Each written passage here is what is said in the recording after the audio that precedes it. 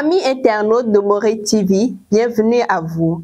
C'est l'heure du journal sur votre chaîne favorite. Les titres sans plus tarder.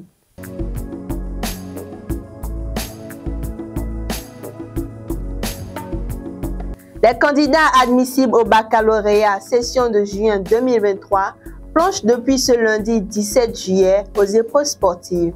Le constat fait à Porte-Novo, notamment au centre du CEG Koutondé, est à suivre dans un court instant. 18 juillet, journée consacrée à la célèbre personnalité Nelson Mandela, premier président noir d'Afrique du Sud. Quelques étudiants rencontrés au centre universitaire d'Adjara nous parlent de ce qu'incarne l'homme. La deuxième édition du tournoi de la fraternité a été lancée ce samedi 15 juillet 2023 par le promoteur, le CA de Torfouet, Alfred Toé-Thomain. Restez avec nous pour suivre dans ce journal l'ambiance qui a prévalu.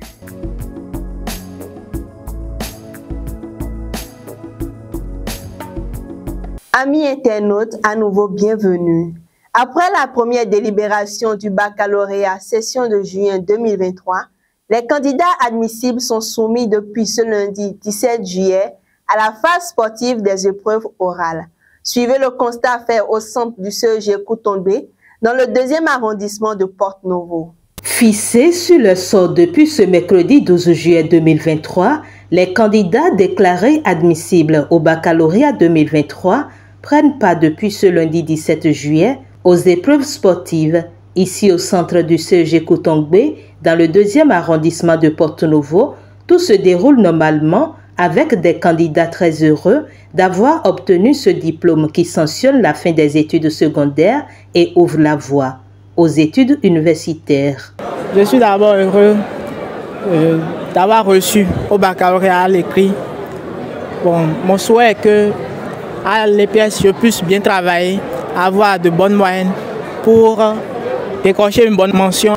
J'ai bien composé à l'écrit et puis j'ai pu franchir la ligne. Je suis venu ce matin composer l'épreuve de l'EPS.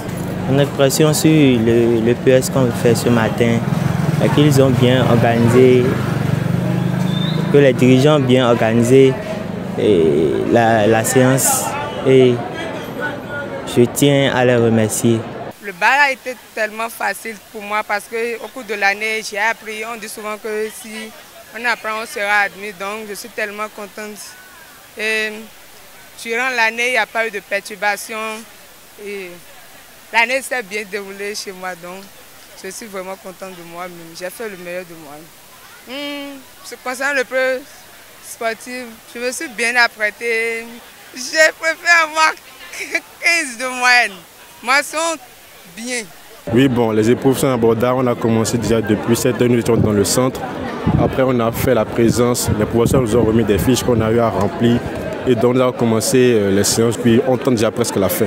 Nous avons d'abord commencé par la gymnastique. Ensuite, nous avons fait le lancer de poids. Et nous tendons maintenant vers le tripsaut pour finir. C'est abordable à mon niveau. Mais moi, j'ai eu un peu de difficultés au niveau de la gymnastique. Je n'étais pas trop accro à ça à l'école.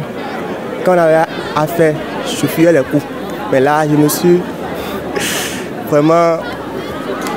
je vais dire, j'ai essayé de faire quand même quelque chose. Pour avoir le bac, là, c'est pas facile. On a eu des frères avec qui on a commencé, mais on les a laissés. Mais nous, on a eu la chance d'avoir le bac. Je félicite tous mes frères qui sont ici en ce moment et que Dieu éclaire le pas. J'ai vraiment adoré, malgré que j'aime pas le pièce, j'ai adoré parce que quand je me suis amusée, il y a mes copines là qui m'encourageaient aussi, j'ai aimé.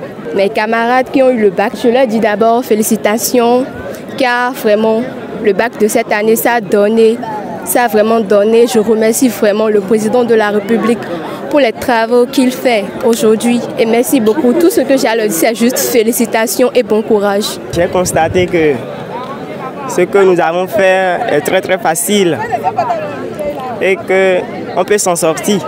Après le baccalauréat, on peut dire que c'est maintenant que le travail et même on veut commencer.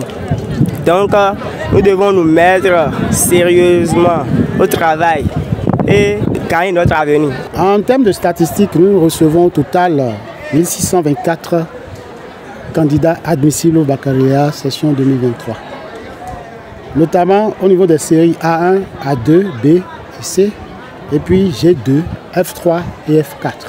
Au niveau des séries A1, A2, B et C, nous avons les activités suivantes. Donc les candidats auront à composer à la cour de vitesse, au lancer de poids et au saut en hauteur. Pour les candidats des séries G2, F3, F4, ils auront à composer dans les disciplines suivantes. La cour de vitesse, il y a le poids, le lancer bien sûr, le saut en hauteur, la gymnastique et le grimper à la corde. À l'endroit des candidats, c'est qu'ils ne se paniquent pas, qu'ils soient sereins. Les activités, ce sont les activités qu'ils ont eu à faire au cours de l'année scolaire. Donc il n'y a pas de crainte, qu'ils soient sereins et tout va se passer dans une bonne ambiance. Toutefois, il y a certaines règles qu'ils doivent respecter. L'une des premières règles, l'accès au centre avec le portable est strictement interdit. Et ça, nous allons respecter cette règle-là à la lettre. À l'issue de la phase sportive, suivra la deuxième délibération et les candidats n'ayant pas réuni la moyenne de 10 sur 20 passeront les épreuves orales. L'UNESCO, pour commémorer la contribution de Nelson Mandela à la promotion de la culture et de la paix, a dédié en novembre 2009, le 18 juillet, comme étant la journée internationale Nelson Mandela. Cet homme qui fut le premier président noir d'Afrique du Sud et militant de la cause anti-apartheid. Durant cette journée, chaque citoyen du monde est appelé à consacrer symboliquement 67 minutes de son temps à une œuvre au service de la collectivité en mémoire des 67 années que Nelson Mandela a vouées à sa lutte pour la justice sociale, l'égalité, la réconciliation et la diversité culturelle. Suivez ici les propos recueillis à cet effet dans le rang des citoyens. Nelson Mandela, au-delà du nom, est une personnalité que nous devons vénérer pour ce qu'il a eu à faire pour son pays et ce qu'il a fait pour l'Afrique tout entière. Et quand moi j'entends le nom Nelson Mandela, ça m'inspire beaucoup de choses que je ne pourrais énumérer en totalité. Néanmoins, je vais essayer d'énumérer quelques-unes de ces choses. Nelson Mandela, c'est une icône pour ce que je dirais la lutte qui vaut la peine d'être menée. Parce que accepter en tant que personnalité, laisser sa liberté pour une cause que beaucoup peut-être en son temps ont trouvé vaine, finir par aller en prison et revenir pour encore diriger ce pays de main d'œuvre, pas dans l'optique de, je dirais, retrouver ce que j'ai perdu, mais dans l'optique de faire développer ce pays, je dirais que c'est une personnalité à respecter. Nelson Mandela, pour moi, au-delà de la lutte, c'est une personne qui inspire. Inspire en cela que quand tu veux faire quelque chose, tu réfléchis au bien commun, pas seulement à ton bien propre. Et Nelson Mandela, dans sa lutte, a fait cela. Au-delà du racisme qu'il prônait dans son pays, il a su, à un moment donné, concilier les deux peuples pour que la lutte puisse donner ce qu'il entend de cela, ce qu'il attendait vraiment comme résultat, il a eu finalement. Et il y a un adage ou bien un proverbe qui dit « La fin justifie les moyens ». Nelson Mandela, je crois, ne s'est pas trop inscrit dans cette logique, mais a mené une lutte qui valait vraiment la peine et a respecté à un moment donné ou bien tout au long de cette lutte les critères qu'il s'est donnés pour pouvoir atteindre l'objectif qu'il voulait. Donc pour moi, Nelson Mandela, c'est une personne à respecter. Et si aujourd'hui je dois rentrer dans un mouvement de lutte, je vais essayer un peu de comparer la méthodologie Nelson Mandela à la méthodologie que cette lutte veut prôner pour voir est-ce que cela vaut la peine, je parle bien de cette lutte, d'être menée. Parce qu'il ne sert à rien de se lever, de monter sur la voie, de marcher, de crier, de espérer sans pour autant à la fin recevoir ce pourquoi on lutte. Et je crois qu'aujourd'hui, c'est ces gens de lutte que nous menons dans les pays africains. Nous aimons beaucoup parler sans poser date, ce qui fait que ce que l'Africain attend de ses dirigeants de ces têtes pensantes qui se lèvent pour dire que les choses changent, ils ne le reçoivent pas. Donc nous devons retourner à l'école de Nelson Mandela pour voir comment il avait fait, pour qu'à la fin, ce qu'il voulait effacer de son pays, il a pu l'effacer sans que les gens demain ne lui trouvent de linge sale pour pouvoir tenir l'image qu'il a laissée de lui après 67 ans. Nelson Mandela, le nom inspire beaucoup parce que selon les informations, c'est quelqu'un qui a lutté farouchement contre surtout le racisme. Le racisme est l'empire dans son pays, malgré qu'il a fait au moins 27 ans de prison. Il a été président pendant 5 ans et il a lutté contre ce fléau qui mine aujourd'hui le développement surtout de l'Afrique.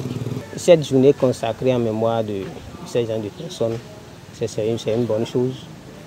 Et à chaque année, si on peut célébrer cette journée, petit à petit, chacun aura une intention sur ces personnes qui ont été très redoutables face au racisme. Quand on parle de Nelson Mandela, je peux dire en résumé que c'est un homme de paix. Selon l'histoire et selon les dires, ce qu'on a pu lire dans les livres, c'est un homme vraiment de paix. Et ça me rappelle l'histoire quand il était en prison, ce qui s'est passé. Et à la sortie, j'aurais appris. Et j'ai vu à travers les films qu'il a invité celui qui l'a maltraité à manger à la table avec lui. Donc en réalité, c'est quelqu'un de paix. La leçon tirée de Nelson Mandela, la vie ne vaut rien. Il faut toutefois abandonner, oublier. Quand même ça fait vraiment mal, il faut oublier. 67 minutes. Quand on dit 67 minutes, selon moi, c'est pas suffisant. Mais ça peut faire quelque chose. Même si nous n'avons pas le temps pour pouvoir le faire, au moins ça peut signifier quelque chose. Sinon, si on donnait même une année pour pouvoir faire quelque chose, pour prouver les œuvres que Nelson Mandela a fait sur Terre, ça ne va pas suffire. Le samedi 15 juillet 2023 à Craqué a été lancée la deuxième édition du tournoi de la fraternité par le CA de Torhoué, Alfred Toé-Tomé. Ce lancement qui a mis aux prises les équipes AS Originaire FC et FIFA FC avec un score de 2-1. Dans cet élément que vous allez suivre, Hortense Ogoulité et Ézéchiel Arlonsou vous font vivre l'ambiance qui a régné lors du lancement de ce tournoi.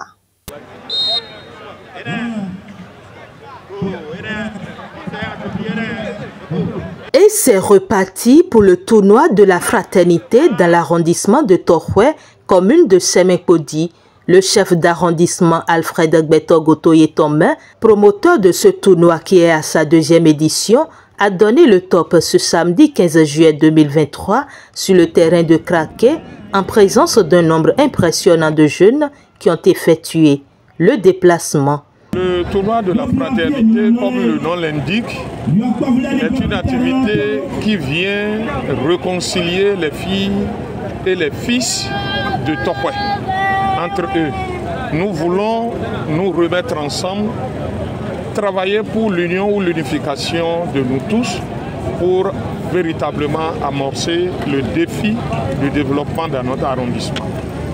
Également, nous voulons prendre par ce canal pour encadrer, canaliser et réorienter notre jeunesse.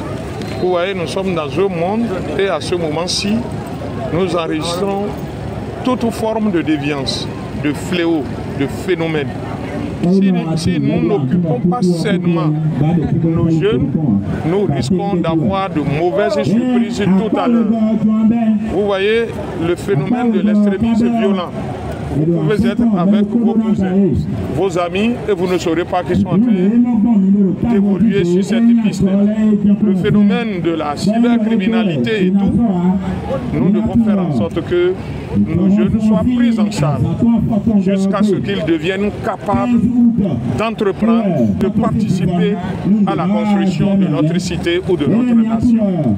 Nous devons également dire à cette jeunesse qu'ils sont attendus, parce qu'ils deviendront grands, ils sont attendus pour prendre le relais. Aux côtés du promoteur du tournoi, plusieurs autorités politico-administratives, autorités communales et locales, ont marqué de leur présence ce lancement de la deuxième édition et ont salué l'honneur fait à la jeunesse par le CA Toye-Tomé. Nous ne pouvons pas lancer ce bel événement sans remercier ce baobab, un leader. Et avec les jeunes, je vais nommer M. Alfred Toyotombetago, que nous vous prions avec respect d'ovationner. Monsieur le CA, tu as donné naissance à un événement depuis l'année passée. Et nous voici aujourd'hui à notre deuxième édition.